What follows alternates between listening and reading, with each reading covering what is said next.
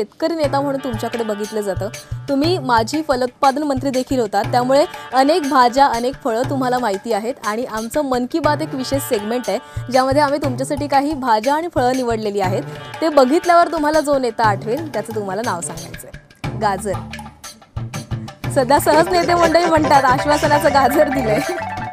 मला आता नेत्याला उपमा द्यायची गाजर म्हटलं तर महाराष्ट्राला गाजरं दाखवून गेली 50 वर्ष शेतकऱ्याचं नेतृत्व ज्यांनी केलं काय त्या बारामतीकरांना हे मला वाटतं शोभून दिसत. बारामतीकर छोटे की मोठे? नाही, ज्यांना जसं जसं समजून घ्यावं तसं तसं त्यांनी समजावं. प्रेक्षकांनीच अर्थ काढायचे. कारलं. की ही जी उपमा आहे कारल्याची ही देवेंद्रजींना दिली तर काही वावगं ठरणार नाही. ते कडू आहे परंतु त्याच्यातून आमचे अनेक रोग संपणार आहेत, बरे होणार आहेत. आणि म्हणून बऱ्याच वेळा मग ते कडू आहे कारलं म्हणून कुणाला तरी वाईट माणसाला देतात तो कारल्याचा अपमान होईल असं मला वाटतं. बटाटा रताळ. नाही, मला वाटतं की बटाटा रताळा हे एखाद्या व्यक्तींना मला उपमा द्याव्या त्या असं माझ्या मनाला तर निश्चितपणानं पटत नाही किंवा शिवत नाही. याचं कारण की ते आमचं वैभव आहे आणि त्या बटाटा रताळा एवढा एकही वैभवशाली नेतृत्व या राज्यात असावं असं मला वाटतं.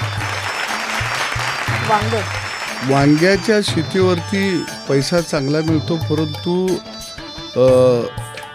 जे नवं बियाणं जे येत आहे, नवं तंत्रज्ञान जे वांग्याच्यामध्ये निर्माण झालेलं आहे, जे जीन टाकून त्याच्यावरती अनेक मतमतांतर आहेत. त्याच्यावर काही लोकांनी जर बोललं असतं तर वांग्याची शेती निश्चितपणानं शेतकऱ्यांना फायद्यात झाली असती. पण ती काही लोकांना निव्वळ वांग्याकडे बघून वांग्याची शेती फायद्यात होत आहे. त्यांच्यासाठी धन्यवाद. टोमॅटो. जे टमाटोचा नुसता पल्प किंवा त्याला आपण काय म्हणू जेवणाच्या अगोदर सूप म्हणून घेते ते काय तिने खऱ्या टमाटाकडे बघावं गावगाड्यातल्याच आणि त्याला न्याय देण्याचं जर काम केलं असतं तर मग त्याला सुपाची चव निश्चितपणाने इंडियातल्या समजली असते. मी असं एखाद्या नेत्याला उपमा देणार नाही कारण ते माझ्या शेतातलं पीक आहे, माझ्या शेतकऱ्याचं कष्टाचं आहे. कारण ज्यांना मी द्यायला जाऊ ती तेवढ्या क्षमतेची माणसं नाही आहेत, त्या टमाट्याच्या क्षमतेची नाही आहेत.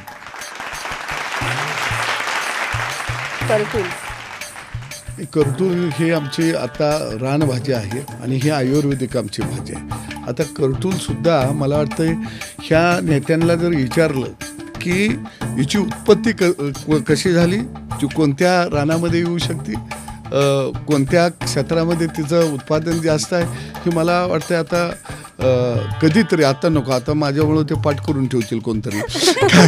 आणि जे स्वतःला शेतकरी म्हणते ते त्या करटूलची वंशाळ त्यांनाही बोलवायचं, मलाही बोलवायचं आणि भाज्यांची वंशावळी विचारायचं आणि तिचं त्या भाज्यांचं महत्त्व आणि त्या भाज्या कोणत्या विभागामध्ये कोणत्या हंगामामध्ये कशा येतात हे एकदा अशी नेत्यांना बोलवा जे शेतकरी म्हणतात त्यांनी अशी शर्यत लाव्या. वाटाणा.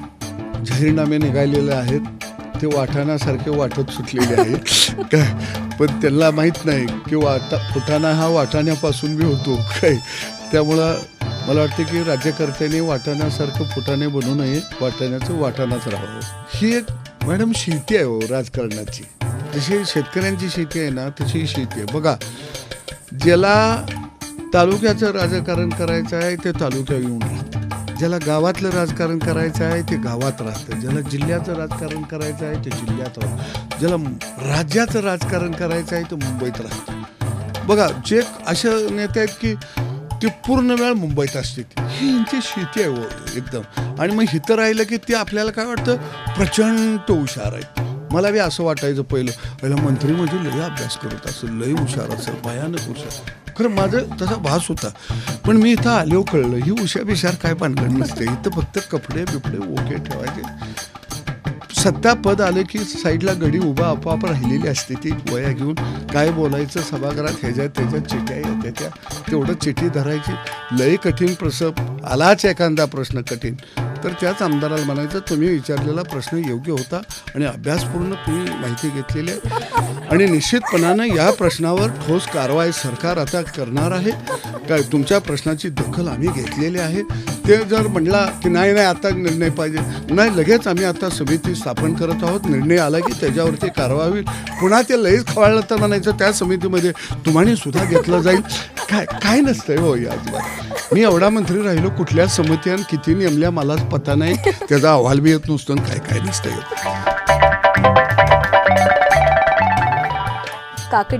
काकडी उन्हाळ्यामध्ये चांगली आहे, पोटाच्या आजारावरती चांगली आहे. मला उन्हाळ्यामध्ये चांगलंपणानं काम करणारी माणसं फार कमी दिसली की मग ते नाव घ्यावं लागेल मला की उन्हाळ्यामध्ये ज्यावेळी आमचं रान सगळं कोरडं पडलेलं असतं आणि जर दुष्काळ पडला तर दुष्काळात 13वा महिना आम्ही गावाकडे म्हणतो, अशा काळामध्ये काम केलं ते इंडी पाटील साहेब आहे. अशा काळामध्ये काम केलं ते गणपतराव देशमुख साहेब आहे. अशा काळामध्ये काम केलं ते खऱ्या अर्थानं देवेंद्र फडणवीसनी जलयुक्त शिवारच्या माध्यमातून पिकं तुम्ही दाखवत आहेत. मी तुम्हाला खरंच धन्यवाद देईन. कधी आमचा शेताभातातलं कधी आलं नाही. कांदा ह्यो आटम बाबा रडवलाय.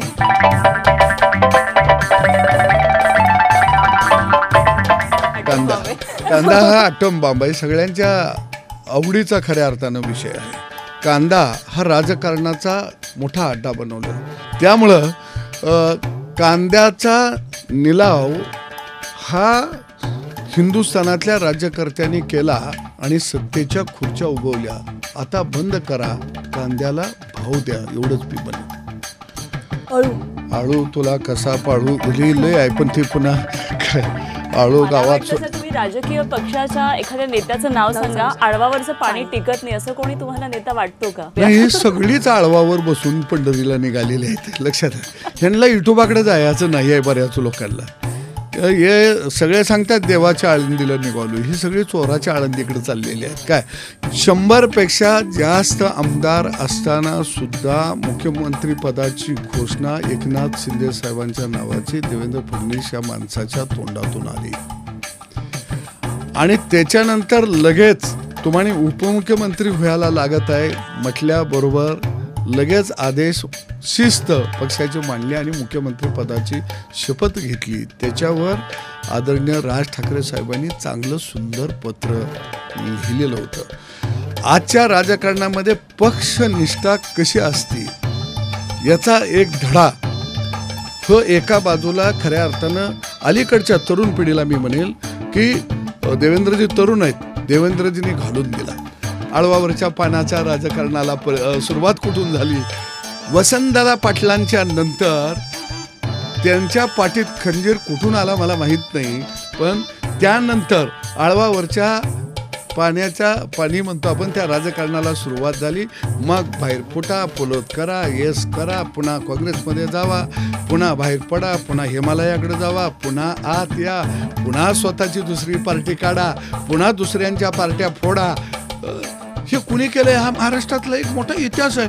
पण तेच म्हणते ती आज काय झालं, तिने कुणी पार्टी फोडली बारामतीकरांनी की अमक्या पार्टीला सुरुंग लावला, दुसऱ्यानं फोडली की फोडाफोडी केली. म्हणजे आपला तो बाब्या, दुसऱ्याचं ते कार्ट.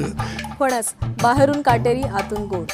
मला वाटतं जो कृषी मंत्री होईल त्याने एक नवं वाढ नवं जात आपल्यातनं गेलेले ती आणली पाहिजे. पण अलीकडचे आपले कृषी मंत्री हे फणसाच्या काठ्यावर बसलेले असतात, त्यांना आतला फणसाचा गाभाच समजत नाही.